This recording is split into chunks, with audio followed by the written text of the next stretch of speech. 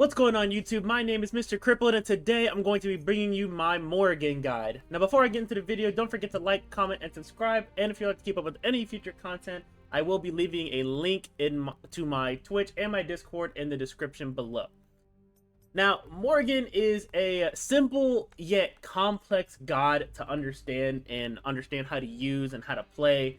There's a lot of nuances to her kit, and she can be very difficult for beginning players to pick up, especially with how her ultimate works, which we'll go over later in the video.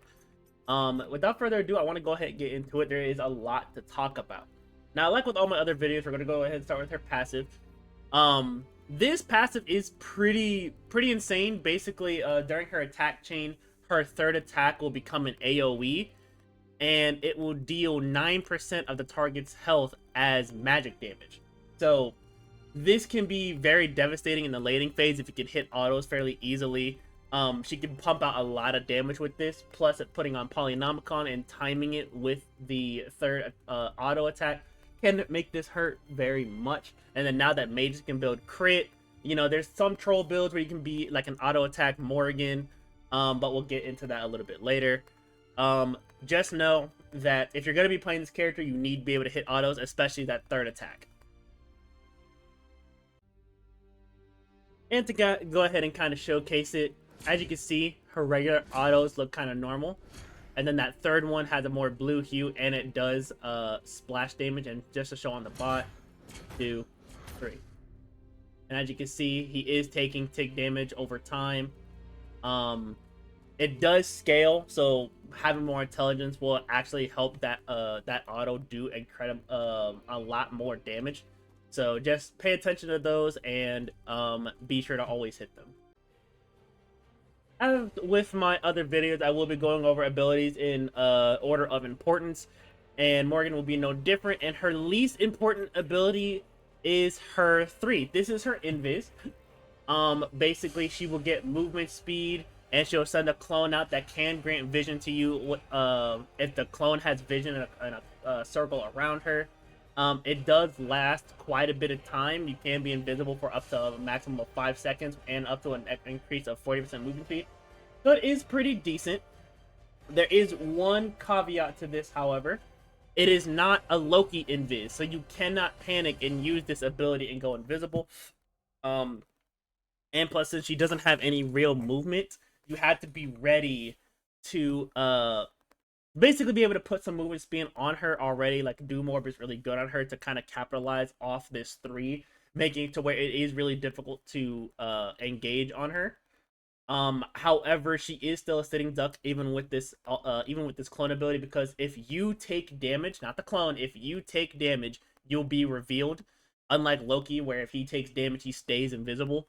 So use this move cautiously and be ready to try to dance a little bit, try to dodge some abilities, and then use your invis to try to escape. And again, to showcase it, you can spawn it pretty decently far. You used to be able to move it close to you, but now you can only really spawn it at a certain distance. So this is mostly used as an engage, since she does have a stun, which we'll go over next. But this is basically what it looks like. Sends it out, it keeps going, and will eventually go away. Can be used to bait out abilities if you use it from cover and kind of make it to where like you're just kind of engaging. But smarter players will be able to see this and understand what's happening and counterplay it and try not to waste abilities on it. So again, use it sparingly and try to be smart about when you use your clone. Up next, we're going to talk about deadly aspects. Morrigan's 1. It is a stun. This ability does hit fairly hard with a 300 base damage plus 75% intelligence. The stun does not last very long, only lasting for less than a second. And the stun is pretty close range.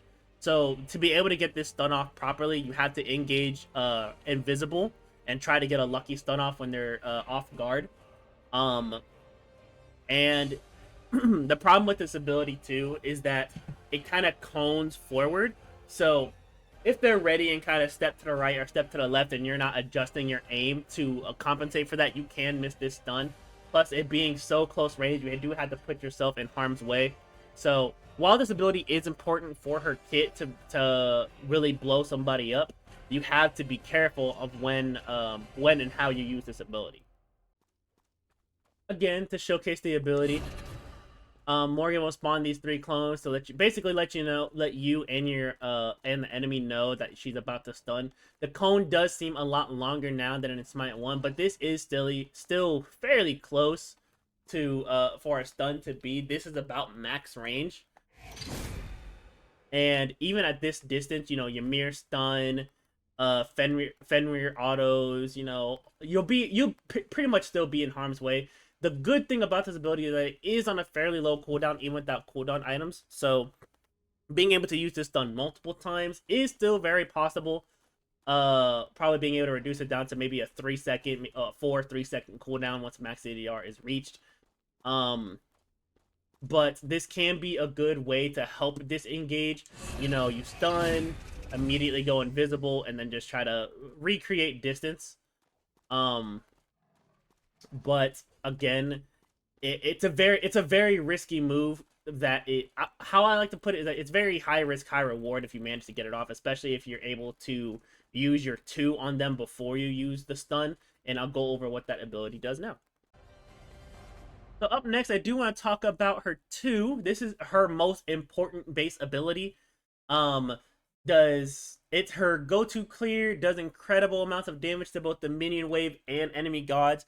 And the great thing about this ability is that it puts a mark on enemy gods and minions, making them take additional magical damage whenever you hit them with another ability, or if you hit them with a 3rd auto in your auto chain.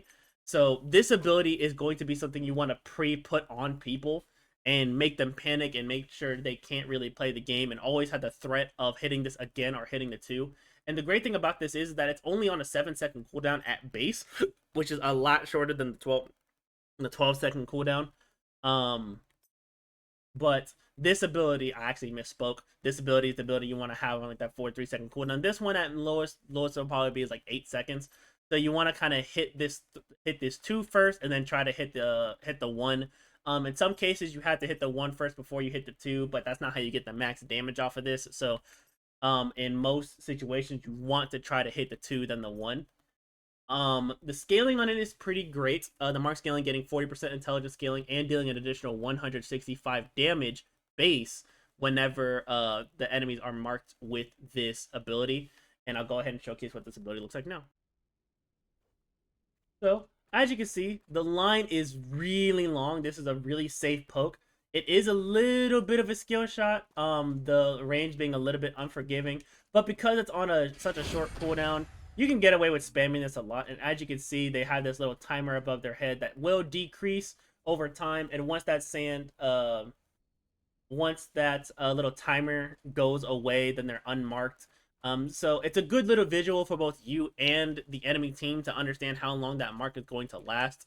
But because you'll more than likely be putting at least some semblance of cooldowns on this character, you can basically keep spamming this and making sure that mark never really goes away. So as you can see, it's not even away yet, and I can go ahead and remark it and reapply. And this ability will actually do more damage since they're already marked. So you can just go ahead and keep spamming this. And then when the time comes, you hit this 1. And the 1 actually does more damage than the 2. But being able to set it up is the difficult part. So you're mostly going to be poking with this 2, and then when the opportunity comes up, then you're going to try to hit them with the big burst with the 1. But this is going to be your go-to ability to level up first. And then you'll probably be leveling your 1, and then your ultimate, and then your 3. So the last thing I want to talk about is her ultimate. Her ultimate is a little bit weird to understand. You can preload a god to transform into. Basically how the ultimate works, you pick somebody you want to transform into, whether it's on your team or on the enemy team. You will copy their current items and their current level progression for their abilities. So if the Ymir leveled up his 2 first, well then your 2 is going to be leveled up first. But if you level up his 3 first, your 3 is actually going to be leveled up. It doesn't. So if you level up your 2, it's not going to have any effect. It's not going to have any effect on your abilities that are leveled on once you transform.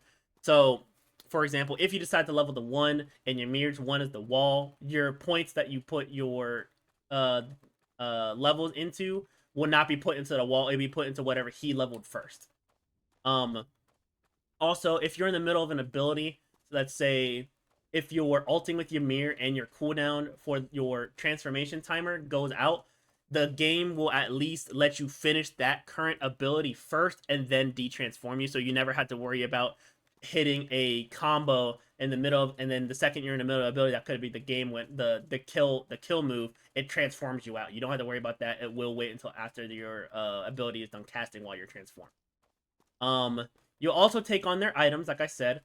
So be very careful about who you decide to transform into, because yeah, there are some situations where, you know, transforming into a Thanatos or transforming into the Fenrir or even transforming into the tank might be more beneficial. But if they're behind and they're not caught up with their items, transforming into them maybe more detrimental than beneficial. And the last tip that I have with the ultimate also is knowing who to transform into at certain times. Don't try to transform into the tank after you already engaged into a fight, because the only thing that doesn't carry over when you transform is your health and mana. So let's say you're at like 1 HP and then you transform into the tank. Well, you'll still be 1 HP. You'll just be tankier because of the items that they have. So if you're going to transform into somebody that's going to help engage in team fights, try to do it preemptively. What I typically like doing is going invis, hitting this, hitting the stun, and then transforming. That way you can have as much time as possible to use all of their abilities. But again, there's not really a set way you want to do it. If you want to just engage the ultimate because you're trying to turn into a tank, that's good. If you're trying to engage with DPS, more DPS, and make them get punished for not having certain items built against their own team, you can do that. Morrigan is very potent in team fights. Her only issue, in my opinion, is that her early game can be a little bit weird to get a hang of, because she does have really good clear, and she does have great poking and pretty decent safety, but you need to have an understanding of the character themselves. And obviously with the ultimate, you need to understand how the god you're transforming into works. So I would recommend going through all the other gods, or, you know, checking out my videos, because I will be posting guide videos on every single god. So if you're trying to be a Morrigan main, this could help you. But having knowledge of all the gods in the game is going to make your Morrigan that much more scary. But you still need to have an understanding of this god to probably make her one of the most complex gods in the game. And so the last thing I wanted to talk about is her builds. Now, obviously, we're going to go ahead and start with the starter. Now, personally, I think Conduit Gem is better on her, just to make it to where the 2 is all that more threatening, and making it to where she can burst people down on her own without having to transform. However, if you're trying to be an ult bot and trying to change up the situation in team fights at any given moment, Sands of Time is also amazing, because it does give you 20 cooldown rate and gives you a really solid amount of mana regen and intelligence. But Conduit Gem does give you the mana and a little bit more power, roughly about 15 more power, so this will help you hit harder. But it's completely up to you. I'm personally more impartial to Conduit Gem on her, but that is here and there. Next, I did drop the name of the item before, but Doom Orb is also really amazing on her. And now that it has penetration, this is probably one of her best items as well, giving her more movement speed, giving her more intelligence per stack, and giving pen.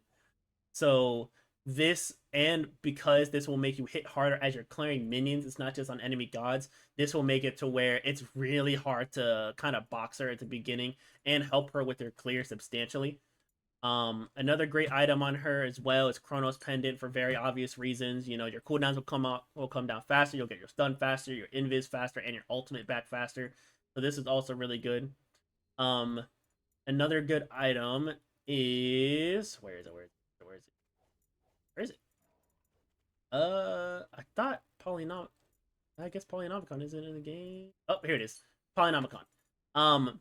With this character, you're gonna want to auto cancel a lot, and what auto canceling is basically you throw an ability and you immediately follow it up with an auto. So you'll do something like that. And Polynomicon is probably one of her better items as well. basically your next basic attack will deal additional damage based on not based your next your next auto. Jesus Christ, I can't talk. Your next auto will do more damage after casting an ability. So having Polynomicon on will make it to where she could delete people on her own and then basically get rid of somebody because she's an assassin and then immediately turn into the enemy mage and make their life a living hell. Gem of Focus is also really good on her, giving her intelligence and cooldown while also giving her movement speed on top of this. So popping her 3 will actually benefit the Gem of Focus, so she'll get an additional 3 up to 9% extra movement speed. Plus with Doom Orb and with her 3, she's gonna be zooming across the map. But this is niche. You're still as you can see, there's not really a lot of pen in this build. So if you're looking for some more pen, I think that Obsidian Shard is probably going to be the go-to. Spear of Deso is definitely going to be another good card to build. What should we call this? World Stone, even though it doesn't give any pen, it will reduce your ultimate cooldown by 20%, so you can become an even better ult bot with this ability. Plus, it does give 10 cooldown rate, so this is also really nice. And then I think a last good card obviously would be Divine Ruin. Divine Ruin is probably a staple card in most builds. If you're not going to build Spirit Desolation, I'd highly recommend building Divine Ruin instead, just so you can get the additional anti-heal. However, since you're probably going to be transforming a lot anyway, or you're going to be bursting somebody down, they're really not going to have the opportunity to fight back and therefore not really be able to lifesteal off of you. But Divine Ruin is still something that's going to be nice, because if they bead you and they don't get the stun, being able to make sure they don't just out heal you is always really nice. The only thing I have left is about Polynomicon. You don't necessarily need to build this. You can get away with building all the other cards that I mentioned. That way you don't have to worry about auto canceling. But because of how her passive works, this will stack with her with the third auto and her string, making her third auto hit extremely hard if you can get the timing down, which again is really difficult, but definitely worth the struggle. And that's all I have for you. Morgan, well, like I said, she is very straightforward. She has a stun, she has a light ability, and she has an ultimate that turns into other people. But she can be really complex to get into, and I hope this guide helped out anybody who's going to be playing this god. I will be dropping more videos and possibly more clips of the gods that I made videos on, just to kind of get just so y'all can kind of get an understanding of how the gods work. But if you like the video or have any additional questions, again, feel free to leave a comment in the comment section below. Thank y'all for watching, and y'all have a nice rest of your day.